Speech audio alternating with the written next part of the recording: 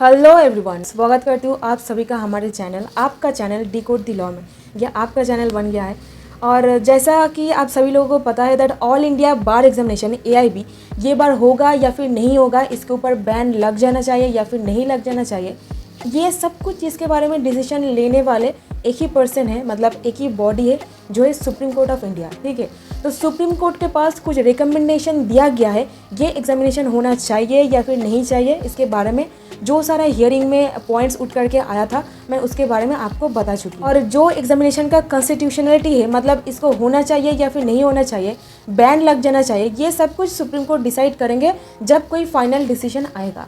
और अभी तक कोई भी फाइनल जजमेंट नहीं आया है, डिसीजन को पूरा का पूरा रिजर्व कर दिया गया है। ठीक है, तो ये टेंशन चल रहा है, ये मुझे पता है, बट सपोज अगर AIB 5 साल के लिए नहीं होता है, क्या 5 साल आप ये सोच के अपना टाइम बर्बाद कर दोगे? ऐसा तो नहीं होना चाहिए, है ना। मतलब आप कुछ स्मार्ट वर्क डेफिनेटली कर सकते हो, क्योंकि बहुत सी ऐसी अपॉर्चुनिटीज़ है जो आप ऑल इंडिया बार एग्जामिनेशन नहीं देकर भी कर सकते हो। जो सारा जॉब, ये वीडियो थोड़ा सा आज हटके होने वाला है, क्योंकि ये वीडियो में मैं ऐसी बहुत सी पॉइंट्स आपको बताऊंगी जो आप ऑल इंडिया बार एग्जामिनेशन नहीं दे करके बहुत सी ऐसी जॉब अपॉर्चुनिटीज़ है वो आप कर सकते हो। ठीक है, और ये सारे जॉब्स में एक बहुत ही अच्छी सैलरी पैकेज ऑफर किया जाता है, मतलब 10-15 लाख रुपए तक सैलरी पैकेज आपको ऑफर किया जाता है। पता है सैलरी की बात पहले ही नहीं करना चाहिए, बट AIB अगर नहीं रिक्वायर्ड है, ये सारे जॉब आप कर सकते हो, तो देन व्हाई नॉट।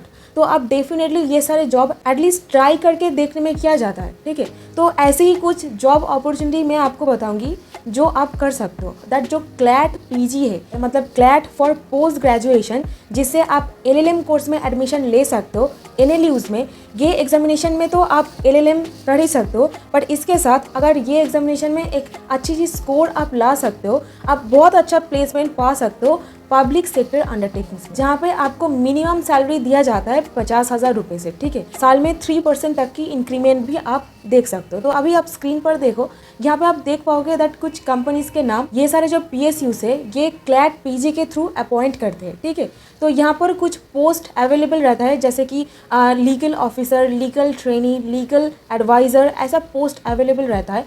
आप CLAT PG के थ्रू यहाँ पर अप्लाई कर सकते हो और CLAT PG क्रैक कर लेने के बाद आपको यहाँ पर अपॉइंट किया जाएगा। और जब आपका ट्रेनिंग पीरियड चलेगा ये सारे कंपनीज के अंडर, तब आपको 40 से 50,000 रुपये आसानी से मंथली मिल जाएगा और इसके बाद सैलरी आपका इंक्रीज हो जाएगा। तो कुल मिला के आपका पैकेज 8 से 10 लाख रुपए तक आराम से चला जाएगा। ठीक, अभी आती हूँ दूसरा पार्ट में, दैट ये जो CLAT PG है इसका फॉर्म फिलअप, एग्जामिनेशन डेट वगैरह क्या है। CLAT PG का फॉर्म फिलअप ऑलरेडी चालू हो गया है, ऑलरेडी 8 अगस्त 2022 से स्टार्ट हो गया है और फॉर्म फिलअप का आखिरी डेट है नवंबर 13, 2022 इसका आखिरी डेट है। आप इसमें अप्लाई कर सकते हो और ये जो एग्जामिनेशन है ये कंडक्ट होगा 18 दिसंबर 2022। सो 18 दिसंबर 2022 एग्जामिनेशन कंडक्ट कराया जाएगा एंड ये जो एग्जामिनेशन है ये ऑफलाइन मोड में कंडक्ट कराया जाएगा और ये एग्जाम लिया जाएगा दोपहर 2 बजे से 4 बजे तक, मतलब 2 PM to 4 PM तक ये एग्जामिनेशन लिया जाता है। टोटल 120 मिनट का एग्जामिनेशन है, 120 क्वेश्चन का आंसर आपको देना पड़ता है और ये एग्जामिनेशन में आपको ऑब्जेक्टिव टाइप क्वेश्चन पूछा जाएगा। दैट लॉ में जो सारा सब्जेक्ट्स था, administrative law, constitution, family law, tort, contract, में आपको ऑब्जेक्टिव टाइप क्वेश्चन पूछा जाता है। और अभी आती हूँ नेगेटिव मार्किंग है या नहीं है। नेगेटिव मार्किंग इस एग्जामिनेशन में CLAT PG, CLAT UG दोनों में ही है। CLAT PG में नेगेटिव मार्किंग 0.25%, मतलब अगर आप 4 क्वेश्चन का आंसर गलत दे दोगे तो आपका 1 मार्क रिड्यूस होगा। ठीक है, मतलब 1 नंबर कम हो जाएगा। ठीक है, तो समझ रहे हो। और अभी आती हूँ एलिजिबिलिटी क्राइटेरिया क्या है। दैट CLAT एग्जामिनेशन मतलब PG देने के लिए आप सभी को सिर्फ लॉ ग्रेजुएशन कंप्लीट करनी पड़ेगी, मतलब LLB करना पड़ेगा। और ये एग्जामिनेशन में बैठने के लिए कोई भी अपर एज लिमिट नहीं होता है, मतलब कोई भी एज लिमिट पर आप ये एग्जामिनेशन में बैठ सकते हो। ठीक है, सिर्फ एक क्राइटेरिया है जो है दैट 50% आपका एटलीस्ट रहना पड़ेगा, मतलब LLB ग्रेजुएशन के वक्त। ठीक, और ये जो 50% है ये SC ST OBC के हिसाब से वैरी करता रहता है। ठीक है, अभी आती हूँ सबसे इम्पोर्टेंट पॉइंट, एक खासियत बोल सकते हो आप दैट ये एग्जामिनेशन देने के लिए आपको सिर्फ लॉ ग्रेजुएशन कंप्लीट करना पड़ेगा, ठीक है।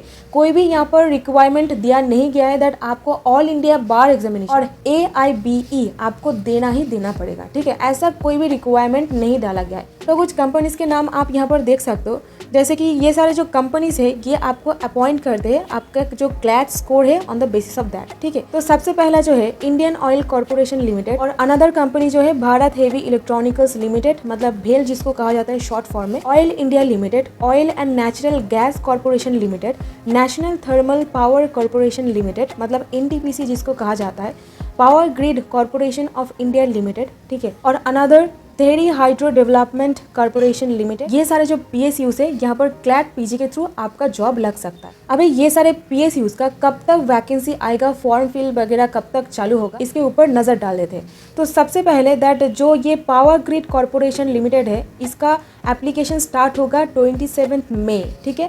मतलब ये 2023 के लिए सारा का सारा जो मैं बता रही हूँ 2023 के लिए अपॉइंटमेंट जो प्रोसीजर है मतलब फॉर्म फिल वगैरह है इसके बारे में आपको बता रही हूँ, ठीक है।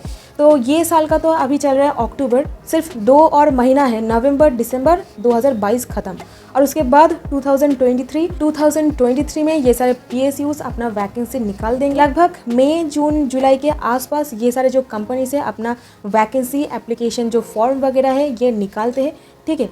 तो सबसे पहला अगर कुछ टेंटेटिव डेट मैं आपको बता सकूं वो है 27 मई से लेकर जून जुलाई मई अप्रैल, ये सारे जो मंथ है ये सारे जो कंपनीज, आप बार बार कंपनी बोल रही हूँ, ये सारे जो PSUs है ये अपना एप्लीकेशन जो फॉर्म वगैरह है ये निकाल देते हैं, ठीक है। और एप्लीकेशन वगैरह ये जो क्लोज होता है लगभग लास्ट वीक मई अप्रैल तक ये सारा कंपनीज अपना एप्लीकेशन वगैरह क्लोज कर देते हैं, ठीक है। कुछ कुछ कंपनीज ऐसा भी है जो जून जुलाई के आसपास अपना एप्लीकेशन जो है ये क्लोज कर देते हैं। आप अभी से अगर प्रिपरेशन लेना चालू कर दो तो आपका एग्जामिनेशन डेफिनेटली क्रैक हो सकता है। आपको कुछ बस स्ट्रैटेजी फॉलो करना पड़ेगा। जो सारे सब्जेक्ट्स आप लॉ में पढ़ के आए हो वही सारा सब्जेक्ट ये एग्जामिनेशन में भी रहेगा, तो ये आपके लिए एक प्लस पॉइंट हो जाएगा, क्योंकि आप सिर्फ रिविजन दे करके बहुत ही एक अच्छा सा स्कोर ला सकते हो। और जो सारा कुछ एनालिटिकल लीगल एप्टीट्यूड्स वगैरह है इसके लिए आपको कुछ ना कुछ प्रिपरेशन डेफिनेटली करना पड़ेगा। आपको मॉक टेस्ट भी अटेम्प्ट करना चाहिए ताकि आप अपना जो फ्लॉज है, कहाँ पर प्रॉब्लम हो रहा है, कहाँ पर आपको समझने में दिक्कत हो रहा है,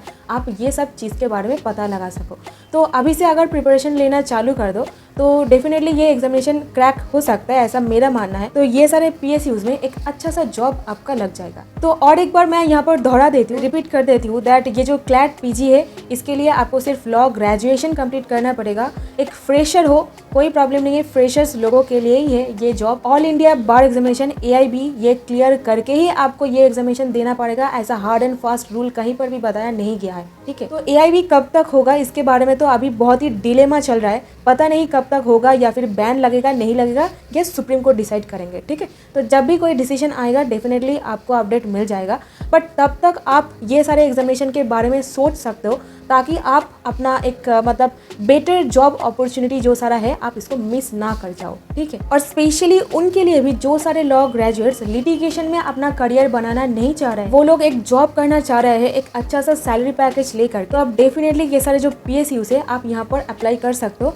क्लैट में एक अच्छा सा स्कोर लाने के बाद। सो अगर आप चाहते हो क्लैट PG के ऊपर कुछ स्ट्रैटेजी मैं आपको बताऊँ, आपको कैसे प्रिपरेशन लेना चाहिए या फिर नहीं लेना चाहिए, कौन सा पोर्शन पर ज़्यादा फोकस करना चाहिए, तो आप कमेंट सेक्शन पर लिख के बताओ। मैं डेफिनेटली जल्द से जल्द एक वीडियो लाने की कोशिश करूँगी जहाँ पे मैं आपको सारा का सारा स्ट्रैटेजी बताऊंगी, ठीक है। सो आई होप आप समझ पा रहे हो मैं आपको क्या बोलने की कोशिश कर रही हूँ, क्या समझाने की कोशिश कर रही हूँ। अभी ये सारे जो PSUs है इनमें भी कुछ कैटेगरी है, महारत्ना, मिनी रत्ना, नवरत्ना, ऐसा करके कुछ कैटेगरी भी आता है। अगर आप डिटेल में इसके बारे में जानना चाहते हो तो आप ये वाला वीडियो डेफिनेटली देख सकते हो। और अगर आप पब्लिक सेक्टर अंडरटेकिंग के बारे में डिटेल में जानना चाहते हो और इन्फॉर्मेशन लेना चाहते हो तो आप ये लेफ्ट वाला वीडियो में क्लिक कर लो।